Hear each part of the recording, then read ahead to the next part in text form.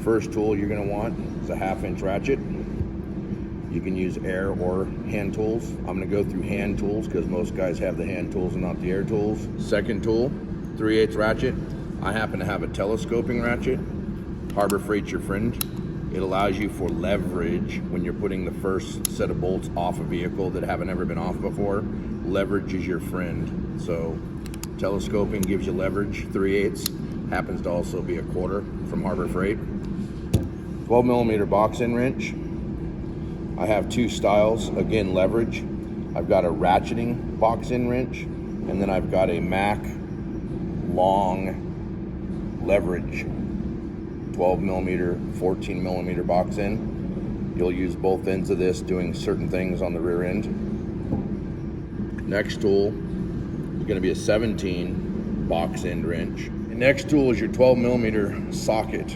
I actually have a shallow, a deep, and a wobbly, and I'll show you why I like the wobbly socket when I get to it on the rear diff tear apart. But I use these in different places on the tear down and the put back together. 14mm socket. I happen to use my wobbly. Again, I'll show you why when we get into the tear down. I also have a 1/2-inch deep 6-point socket.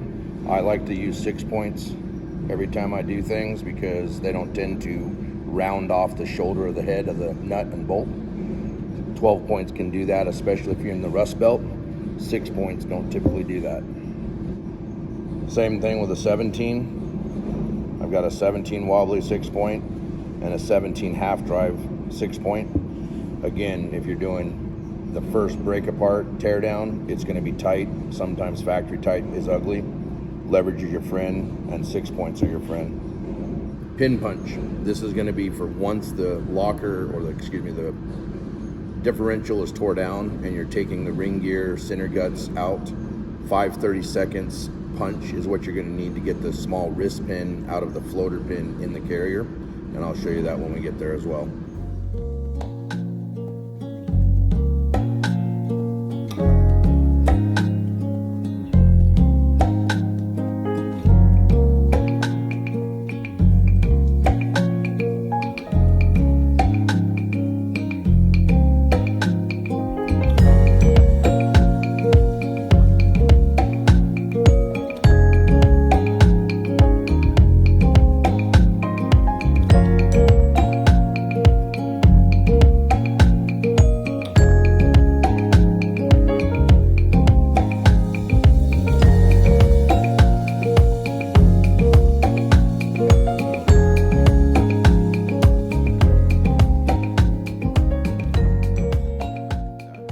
Now we're going to use a wire brush and take care of the side case pieces because somebody likes to play in the mud and the silt and other cool things in the state of Oregon. That's where we live.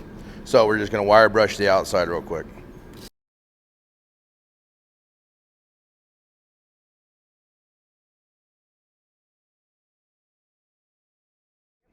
Okay, so the next thing we're going to do is there's a diff breather on the back of the diff. We're going to pop that out so you've got access to this 14mm on the diff, and then we're going to take all the diff cover bolts out. Pair of pliers, just a little bit of upward pressure, wiggle jiggle, it'll come out. Diff breather. We're going to change that out for a 1/4-inch bib when we go back together and put it up into the chassis for a breather.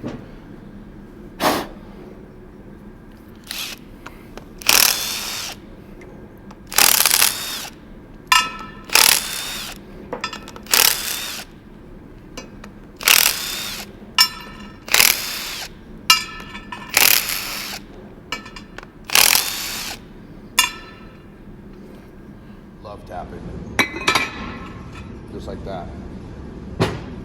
If it's a paper gasket, you're gonna have to clean it off and put a new paper gasket, or clean it, wipe it down, don't take the material off, and use a little bit of RVT when you go back together. Leave the gasket on both halves. The best way is the new gasket. Once the rear cover's off, now you're gonna take your 5 bolts off the side. There's shims, so you wanna keep these very side specific. Sometimes the shim's gonna stay on the pumpkin, sometimes it'll come with this piece. Whichever way it happens, just put it off to the side and keep it side specific because you wanna put it on the same way it came off. That takes care of your side bearings.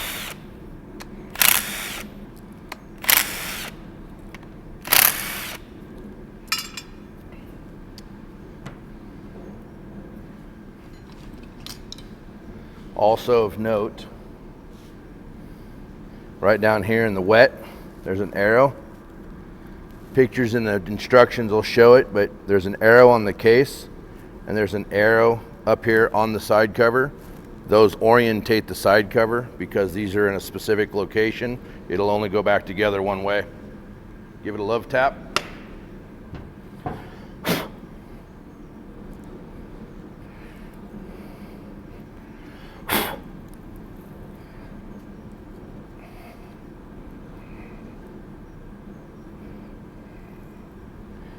Come on, baby. There she goes. Shim. Sometimes they come with, sometimes they don't.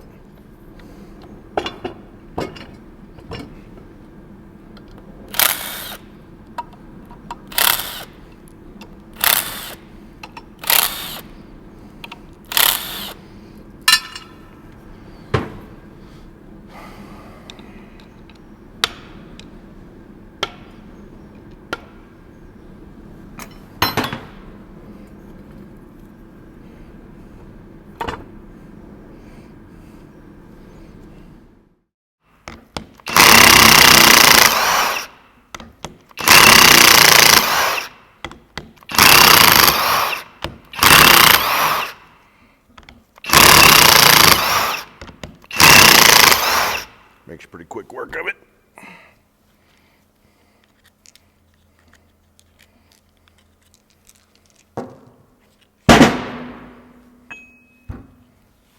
Put the ring gear off to the side.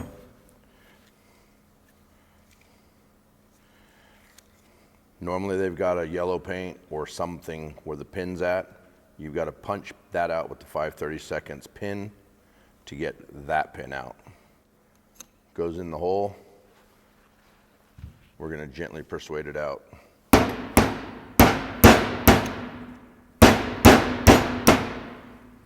Persuaded. Keep that.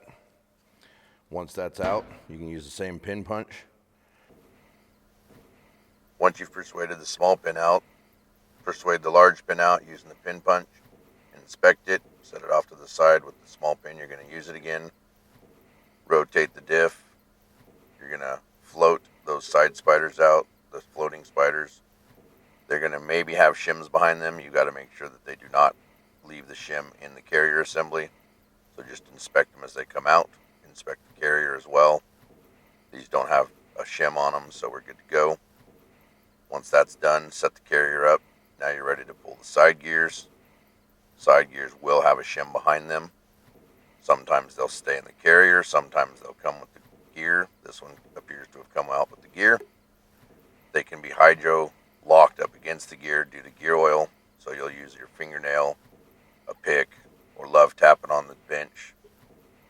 Get it off the vehicle. Get it off the carrier gear. Sometimes it takes a little persuasion.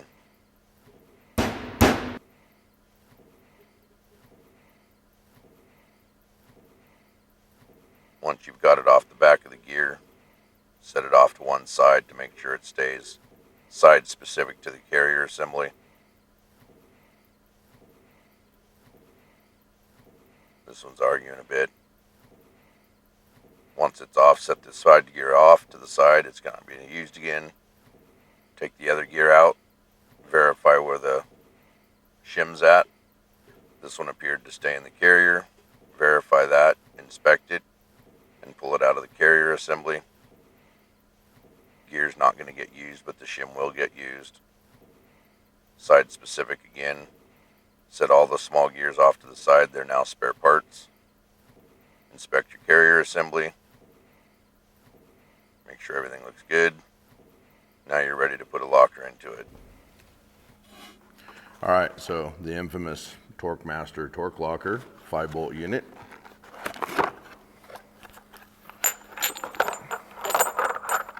Center parts.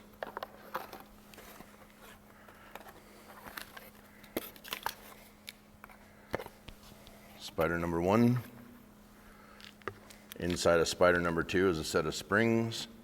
Do not lose those. Those are very important.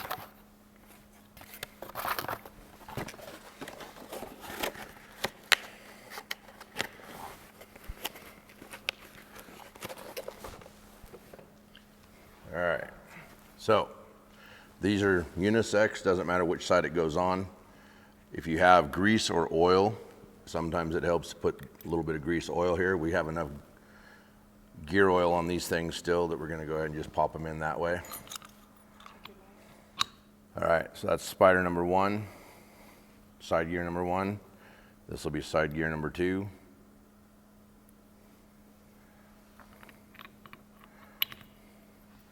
Once you've got those 2 in, these guys are like a jigsaw puzzle, pretty self-explanatory. They'll only go together one way. One side has nubs, one side does not, and they're opposite of each other. Where the spring goes in, there's a flat.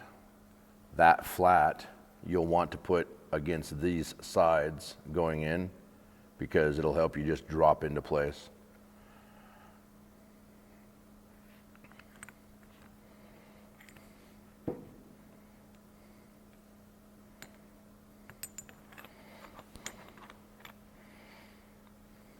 Put one in, hold it with your fingers, and then drop the opposite side in. I always drop the nub side out in last. It'll drop down in, clearance it. Now you're going to rotate it 90 degrees so that the hole here is going to rotate 90 degrees so that this floating pin that used to carry the spiders is now between it, and it becomes your third hand so that you can rotate the springs in. When you put this in, make sure that your keeper pin is in the right orientation. So keeper pin on this side. So float it in this way.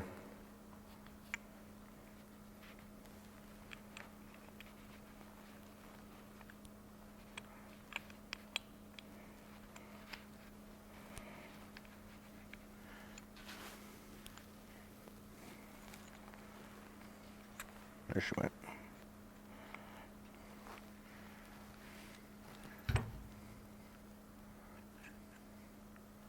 Make sure she's centered.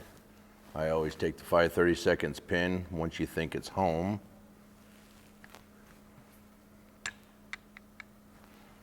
That should float down through freely.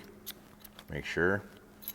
Once that floats through freely, we input the keeper pin back into its home. This is always the trickiest part. You might use your needle nose pliers to help you.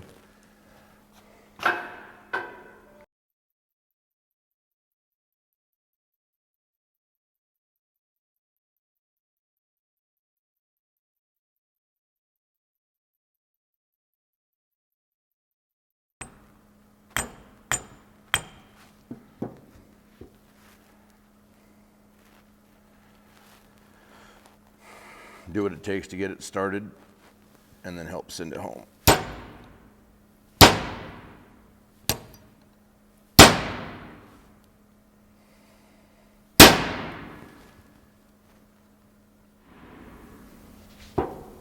Once it's home, it should just slightly be below flat, so just recessed a tiny bit, it's all it takes. That's it, she's home. Now all you got left to do is put the springs in.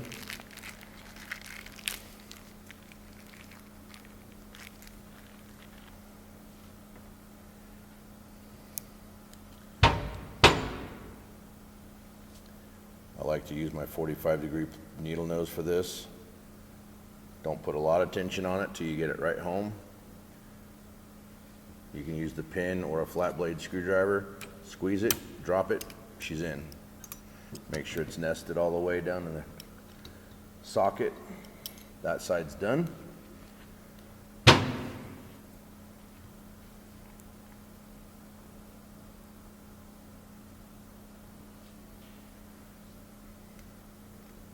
Same thing, opposite side. Oop. That's why you don't put a lot of tension on it. It doesn't take much. Once it's there, needle nose will let it drop in the hole. And then screwdriver, done. Make sure it's in the socket. And you have a locker installed. Now, I don't have my mic on me, but I've done a bunch of these myself. So right here, you're gonna check your gap. It should be 3 to 5 thousandths.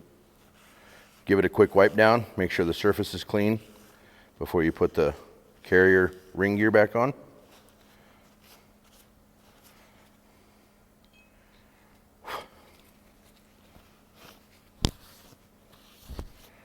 Make sure the ring gear is happy.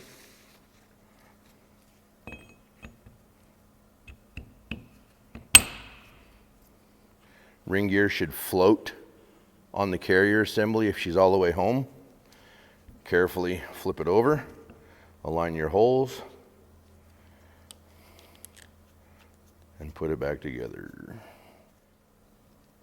As you go back together, there are factory specs for torque sequence. Read the instructions for that. Again, I've done these a bunch. I know how many ugga-duggas it takes. So we're going to do the ugga-dugga method.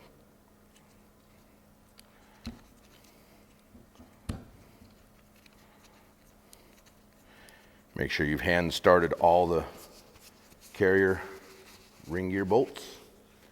And then I usually go crisscross applesauce. Get the first 4 going.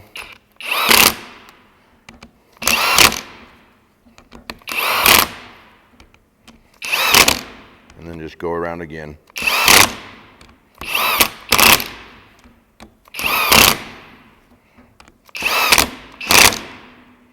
Once you've knot them all snugged up, give it a couple more ugga-duggas or torque sequence.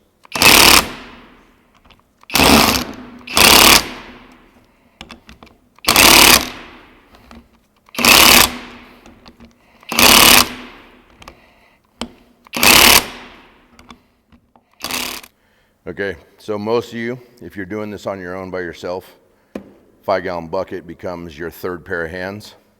Put the pumpkin in a 5-gallon bucket. It's fairly stable. It's a 3rd pair of hands. Bring your carrier up. You're going to drop it in carefully. Nest it. Come to your side carrier. And again, remember these are side specific. And they have arrows for alignment on how they orientate on the side case here. We're going to drop it in carefully and slowly. And I usually just wiggle as you go and keep it all square. And she'll drop in. Make sure your alignments and your arrows are good, which I am way off. That one went way out.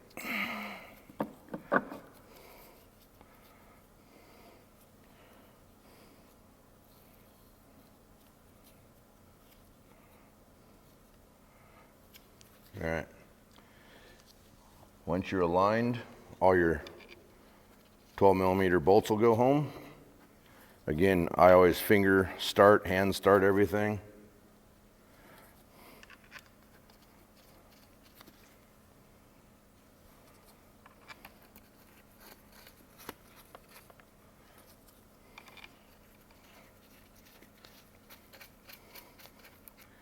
In a nice clean environment, everything goes home or most of the way home. I get 2 or 3 of them most of the way home. Rotate the pumpkin in a little bit. Put the other one in. Again, babysitting that arrow orientation and make sure you get your shims back if they came out with.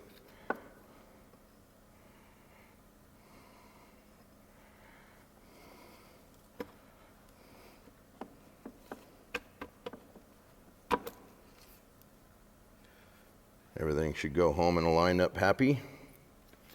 Put all your bolts in.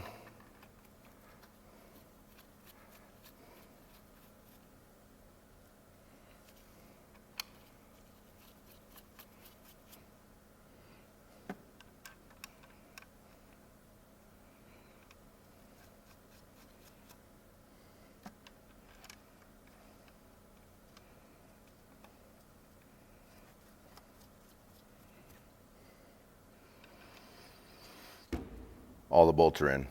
Now we take the gun.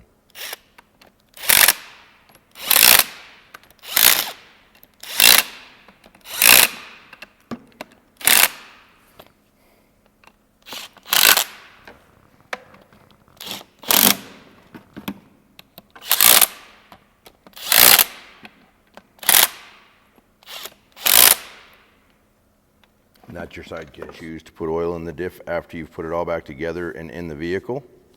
I choose to do it now because it's easy for me on the lift. So what we're going to do now is put 1.25 quarts of fresh gear oil into the pumpkin.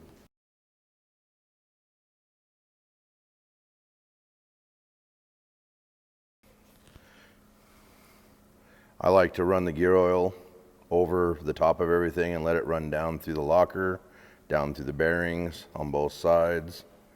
Just give it the whole quart.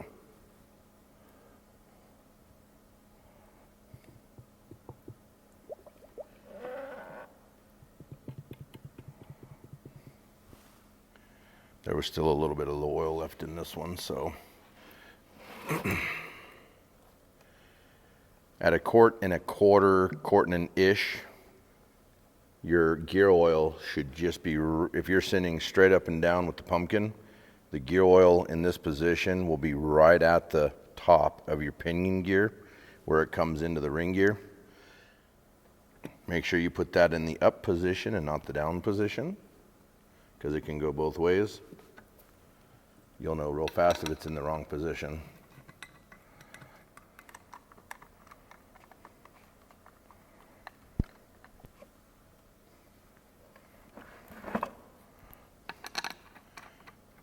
And again, being in the 5-gallon bucket, it gives you a third pair of hands and an anchor point for the pumpkin.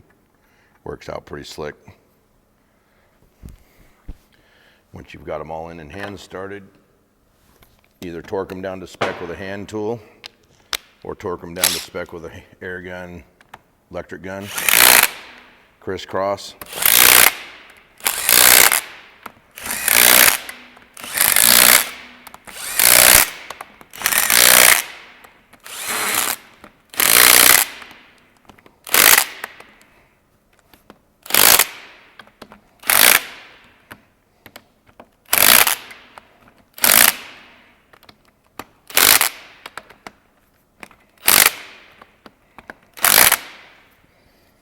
And your pumpkin's back together. Now it's ready for install. The last thing we're gonna do on this one, for any of you guys that go hardcore severe, if you get a 1/4 inch tap, you can tap the breather hole for a 1/4 inch nipple pipe fitting and then run your hose out of that breather tube up into your chassis somewhere.